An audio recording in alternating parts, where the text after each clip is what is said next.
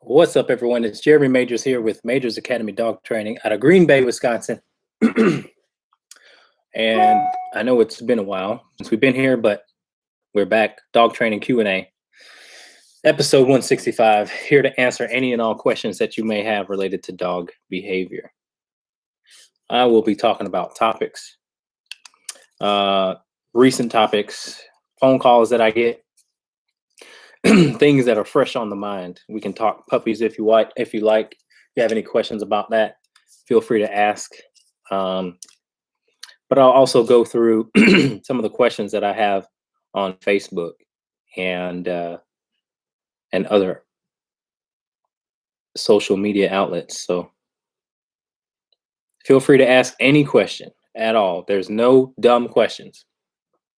And remember that your question will help others with similar challenges. All right, first question. But first, cheers to anyone out there having a drink. Okay, first question. Hey, Jeremy, any idea how to stop fence fighting? Chase used to do it with the neighbor dogs at my parents' house. My brother, two boxers, also do it. I do not want this new baby to learn that. Any sort of putting up a vinyl fence, any ideas short of putting up a vinyl fence up? By the way, how's the new puppy doing? Okay, so when it comes to fence fighting is a very common issue. So when it comes to fence fighting, what you have to do is spend time with your dog out there in the yard, giving your dog a consequence for going into that. If you have a really strong recall or a no, that may do it. And that's key.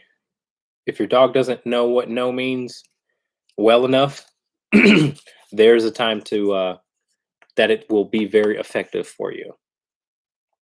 Okay, so there's a lot of people who teach their dogs halfway no, right? They'll do it sometimes, depending on certain situations. You might as well teach the dog what no means in all things that could be beneficial to the dog. Fence fighting is not beneficial. And so to stop it would be. And so teach your dog what no means. And make sure you give the dog a proper consequence so that the dog can actually go outside and maybe relax. That's the other side of it, is when your dog is fence fighting, it's stressful on the dog. And so gift your dog the ability to go outside and be able to relax, knowing that it doesn't have to engage in that behavior. So teaching your dog what no means is very much so key. If they're ignoring you, then you've got work to do. All right. Thank you for your question. Okay. Another question. How do you stop humping? Onyx got a timeout at doggy daycare for humping. Any ideas how we correct that sooner than later? We are planning on getting him neutered at a year. Well, you can't correct that when the dog is at daycare because you can't be in the yard. And so the dog daycare should be the ones that step in and don't allow the dog to hump. So that's up to the dog daycare, although you may be able to help if you take your dog to a dog park and you notice the dog humping. You simply go over there and tell him to stop. If he doesn't, grab him off, put him in a sit for a good 5 seconds, and then let him play again.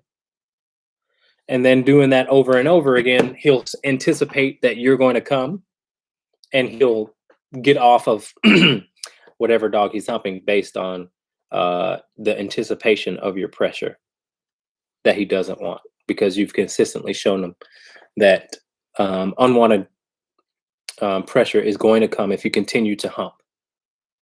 All right, but that's completely normal for a young dog. Okay. Okay. Next question.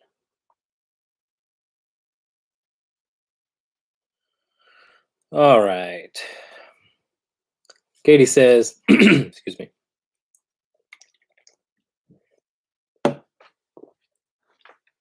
Kate says, Kathy, I'm sorry. What are your thoughts on introducing dogs to each other?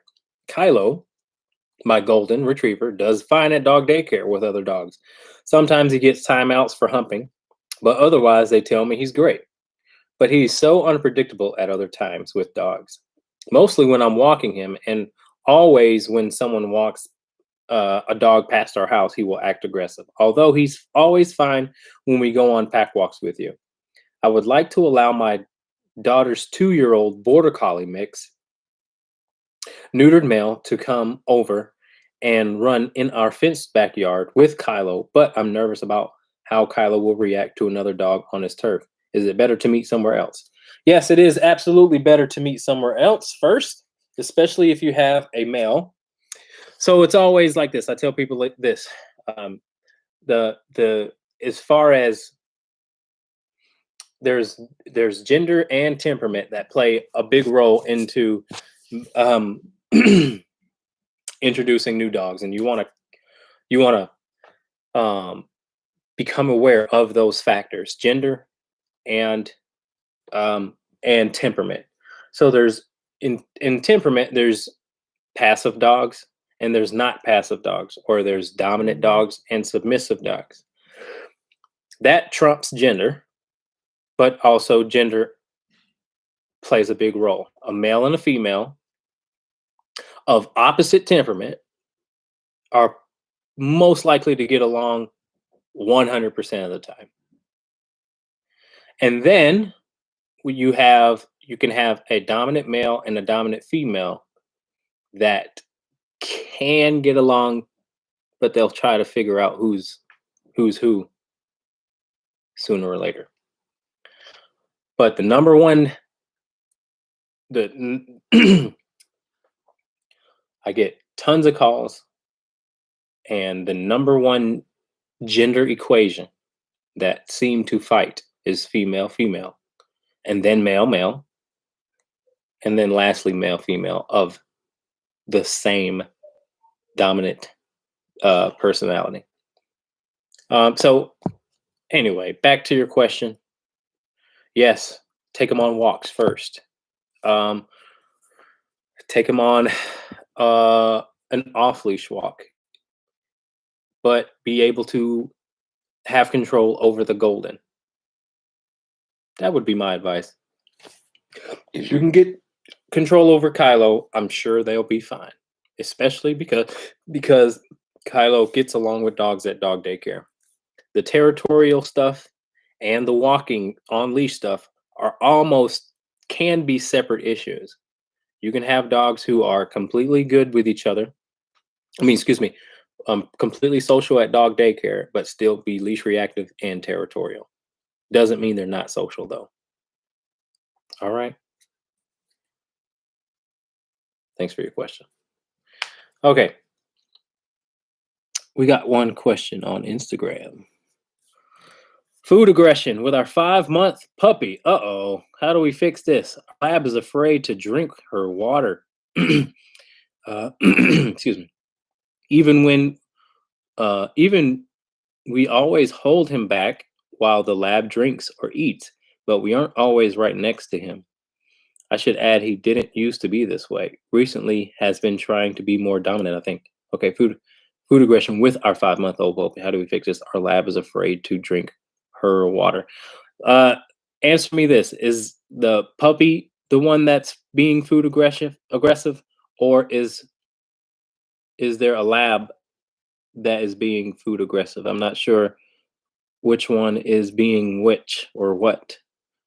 Who's the one that you have to hold back? puppy is being aggressive. Okay. Okay.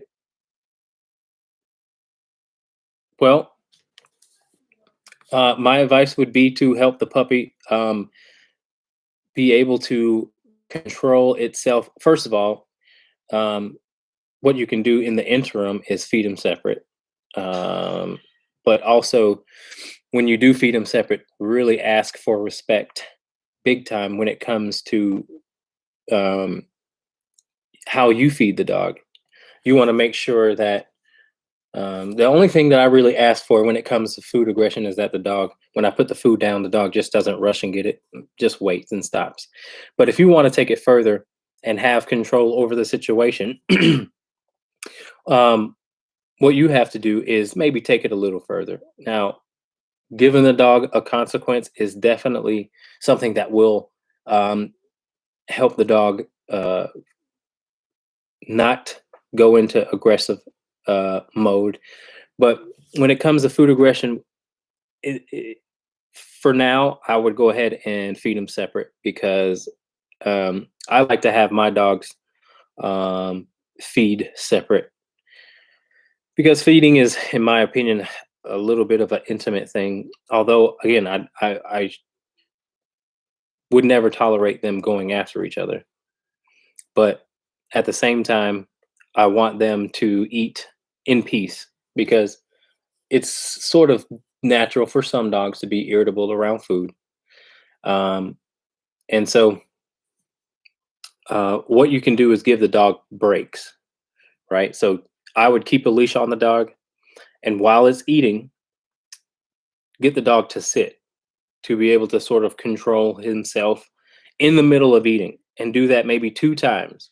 So, you put the food down, puppy starts to eat, take a leash, put him in a sit, wait until he looks around or doesn't stare at the food or try to go for the food for at least 10 seconds.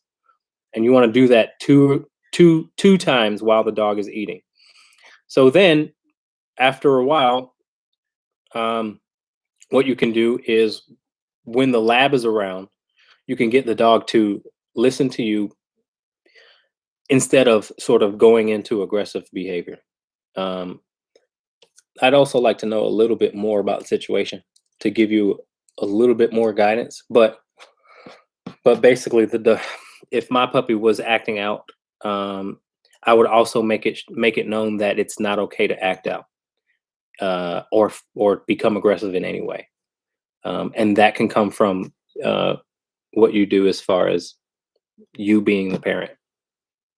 And what exactly to do, that just depends on the puppy and the temperament and all that. But um, teaching that dog no whenever they become aggressive is going to definitely help at a very just basic level. Thanks for your question, though. Feel free to ask another. All right, I think we. All right, I really want to talk about separation anxiety. I've had a couple of calls about separation anxiety, and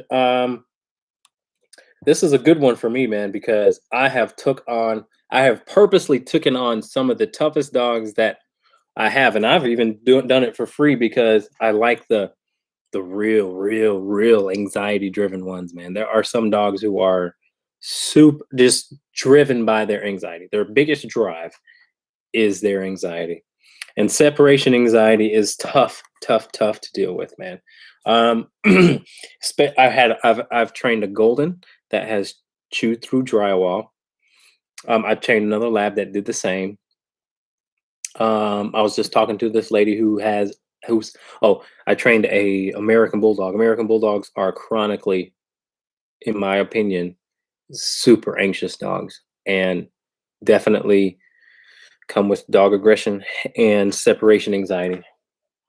Um, but I want to talk about separation anxiety because there's things that at a very like base level people need to know in order to help it. First of all, when it comes excuse me, to separation anxiety, you want to make sure you are telling your dog that it's okay that you come back to not get too emotional.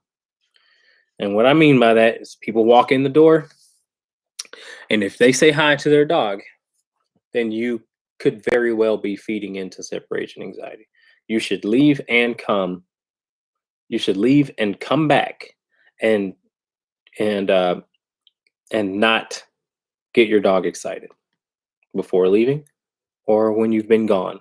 Do not get your dog excited. Try to stay calm. Try to keep him calm. Don't give in to the jumping. Don't give in to the barking. Don't give in to the pushy behavior. You're going to make it a big deal that you've been gone, and they're really not going to want you to go. So that's first and foremost. Try to keep the dog calm when you come and go. Second is, especially for the ones who bust out of the crate, crate your dog while they're home. While you're home, crate the dog so that you can create a calm space for your dog. If you don't want to crate your dog and your dog is chewing when they're gone, then you still, same thing, have to create a safe space, a secure space in your house, which is their bed. But you have to practice that while you're home. You can address the symptoms of separation anxiety when the dog is home with you. You may not see the separation anxiety, obviously, because you're not separate from them, but you can treat the symptoms of separation anxiety while you're at home. The things that lead up to the dog being so anxious that they have to be by you. And here's one. Do not allow your dog to follow you around the house obsessively. The dog should not be your shadow. Yes, I know. It is cute. But you are giving into an insecurity within the dog. You have not properly shown the dog that your house is a space of safety. Your dog probably barks out the window. This is the same dog that barks out the window all the time, barks at the mailman, barks at dogs, barks at people. All of those things, if those things are present within your dog, then you have not shown your dog that your house is yours and not theirs. Because when that happens, they're allowed to act and feel how they want and do what they want. But it's your house, and they should accommodate to your rules and boundaries as opposed to the other way around. So separation anxiety just doesn't show up when you're gone. It shows up when you're home. If you give in to the pushy, needy, affectionate dog, you will be given into separation anxiety. Now, I'm not saying all dogs who are needy, affectionate, have separation anxiety. I ain't saying that. But what I am saying is that separation anxiety dogs are needy and love affection. Do not let the dog follow you around the house. Tell the dog to go lay down on his bed. Very hard skill. It's going to take some consistency. It's going to take you working through their stubbornness, but it is the single best thing you can do. You create trust. You create respect.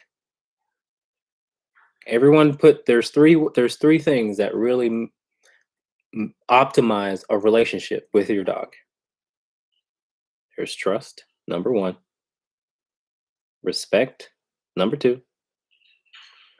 And friendship, number three.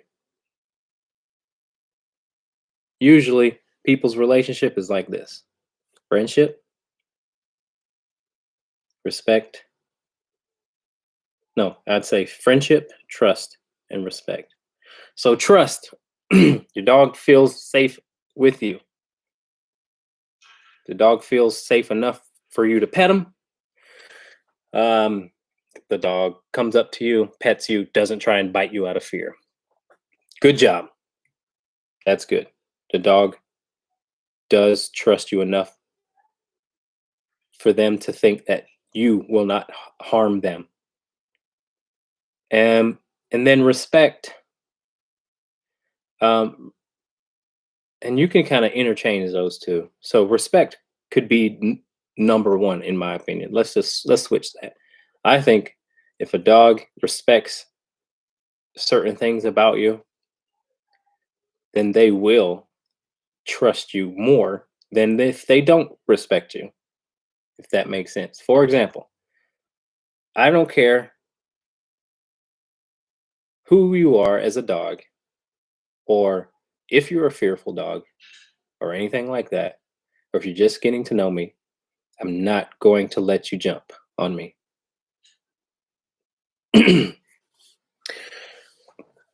That's a simple uh that's a simple means of respect, right?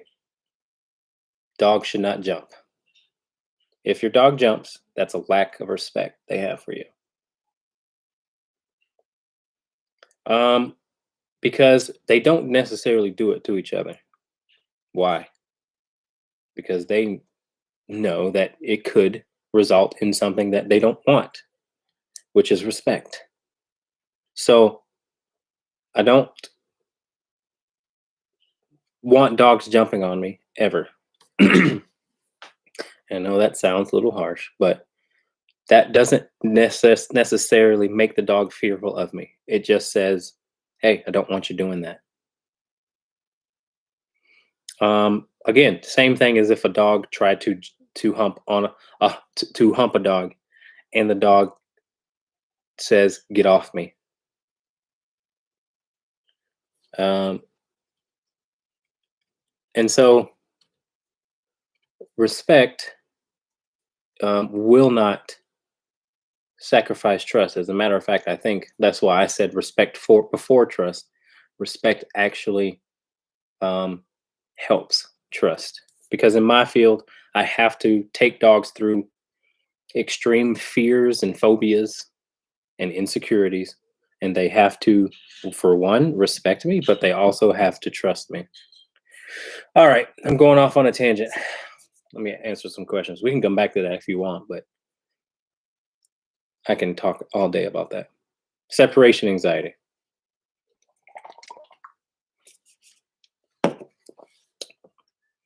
All right, are miniature greyhounds easy to train or a lost cause? My mom got a miniature greyhound, a mini greyhound, and is absolutely crazy, super hyper and untrainable, it seems. Uh, no, they're not. All dogs are trainable. I trained one named Biggie, and those dogs are awesome. Um, no, all dogs are trainable. When you talk about training, let's just define what training is. Excuse me. There's two different ways. Um, and I'm going to relate this to dogs, so don't worry. But two different ways people are measured by intelligence: IQ and conscientiousness. IQ is the ability to learn a job. Conscientiousness is the awareness to continue to show up and do the job. Okay, so there's two ways. And I think that's the same way when it comes to dogs. Same thing. You have dogs who can learn 100 tricks, but are antisocial. Um, I can't tell you how many dogs over the years that I've trained that are top performers in their field, whether that be agility, whether that be hunting dogs, whether that be AKC obedience, but they bite the hell out of somebody. I think that's the same thing. So when you have a very social dog, they don't necessarily need to know what sit down, stay, and all that means. That doesn't mean that they're dumb, though. That just means that there's really no need. I mean, because they're social, right? Like the lab or a a golden retriever. Where if you have a border collie or any kind of controlling breed, herding breed, working breed, they will pick up the task very quickly. But again, their drive is so strong that they are irritable dogs too. And so, anyway, there I go, going off on a tangent again.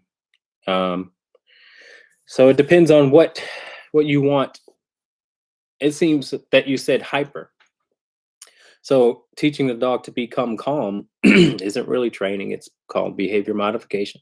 Somebody's going to have to spend enough time with the dog to allow those winds or those wheels to slow down, because some dogs environmentally get triggered and their mind starts racing. Right? It's just they're like, "Ugh, ugh, ugh, ugh." But someone has to spend enough time for them to allow the dog to slow down their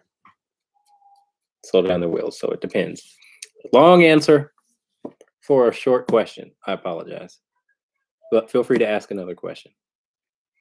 All right. We got a question on YouTube.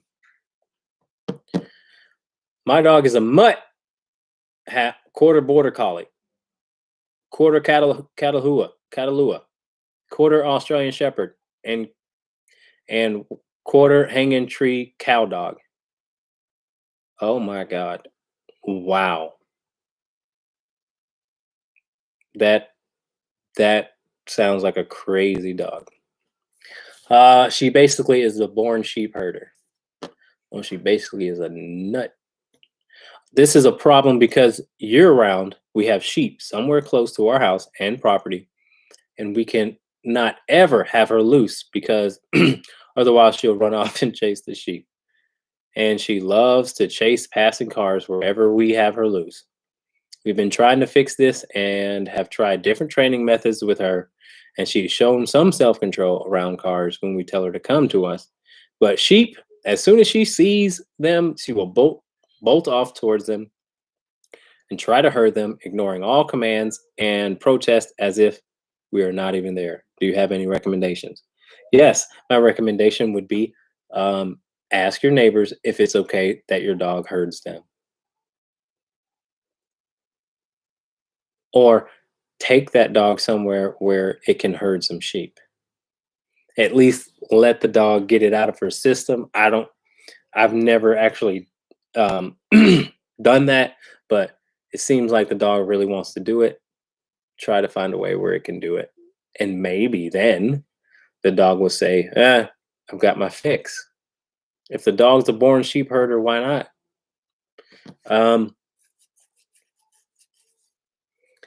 Because there does have to be some respect for that drive. On the other hand, but you can get the dog to really listen to you. You'll probably need a training tool, long leash, e-collar, something to where you can communicate with the dog long distance. And so that's what I would recommend. I mean, I want my dog to be able to I've got a pheasant hunting dog, but at some level, at what point do I, part of what I do because she's a part of what we do because she's a flushing dog is obviously tell her to keep close. But sometimes the flusher is on a running bird, right? So it'd be the same thing as your dog. Do I recall the dog because the dog is way too far? Or do I allow the dog to do what I've actually brought the dog to do and what she's born to do? The risking her going too far. So it's a tough one because you don't want to correct the drive at all out of them. But at the same time, I am under the school of thought that come means come. That's it. You got to come when I tell you to come. It can save your life. It gives you a lot more freedom. So, Hope that helps. Feel free to ask any more questions. I mean, you can ask as much as you like. Mm, we're gonna cut it short.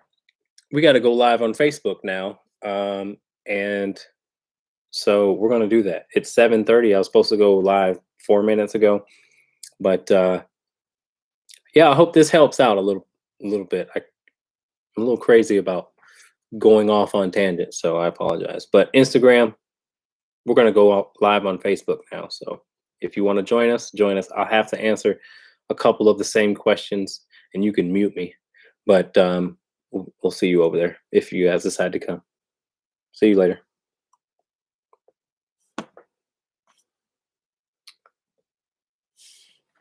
You're welcome, Avery.